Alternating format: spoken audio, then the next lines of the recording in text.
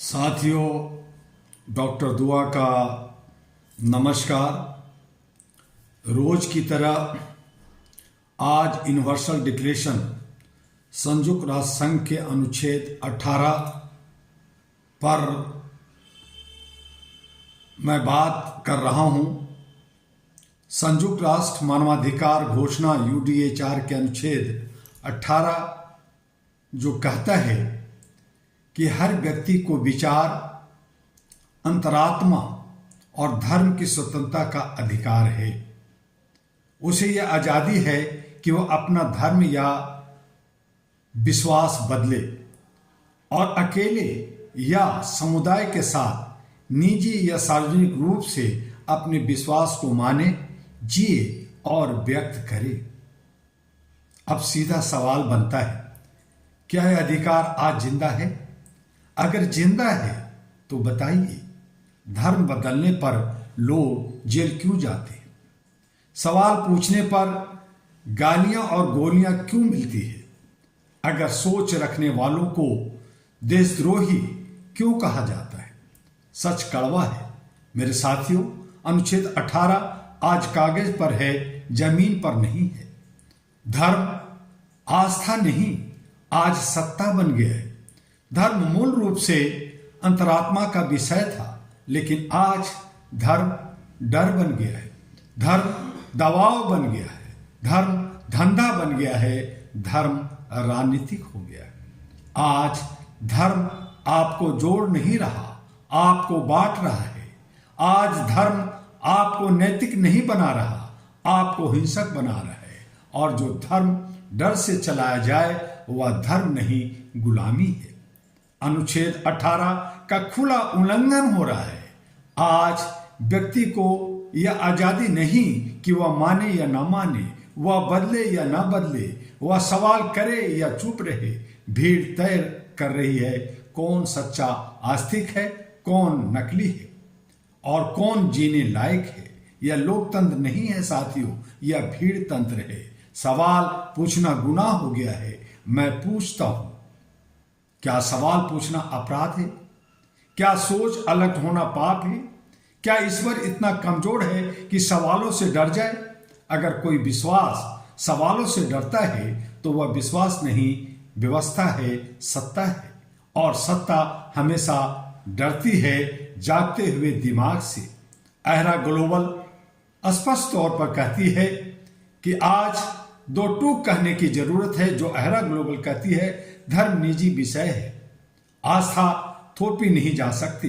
अंतरात्मा पर किसी सरकार, किसी धर्मगुरु, किसी संगठन का अधिकार नहीं।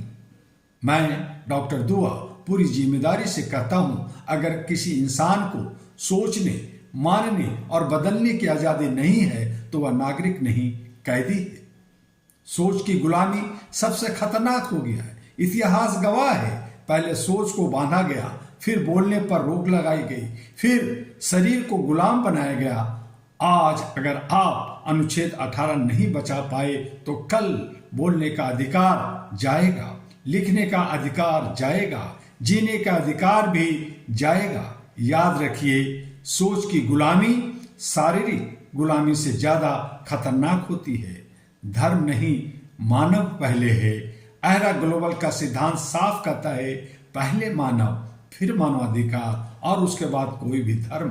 जो धर्म इंसान को इंसान नहीं मानता वह धर्म नहीं, अमानवीय विचारधारा है। राज्य और समाज दोनों कटघरे में आज केवल सरकारें दोषी नहीं हैं, हमारा समाज भी दोषी है। हमने चुप्पी साध ली जब भीड़ ने कानून संभाला, हमने ताली बजाई जब नफरत को आस्था कहा गया। यही चुप्पी कल हमारे दरवाजे पे आएगी। मैं बहुत स्पष्ट चेतावनी देना चाहता हूं, जो समाज अनुच्छेद 18 को कुचलता है वह समाज ज्यादा दिन अनुच्छेद 3 जीवन के अधिकार को नहीं बचा पाएगा। और जो राष्ट्र अंतरात्मा को कैद करता है वह इतिहास में कभी सम्मान नहीं पाएगा। उठो, सोचो, बोलो मेरे साथियों। अब समय आ गया है डर से बाहर आने का, सवाल पूछने का, अंतरात्मा की आजादी बचाने का। अहरा ग्लोबल इस लड़ाई में पीछे नहीं हटेगा। हम न झुकेंगे, न डरेंगे और न सोचने का अधिकार छोड़ेंगे, क्योंकि जिस दिन इंसान ने सोचना छोड़ दिया उसी दिन इंसान मर गया।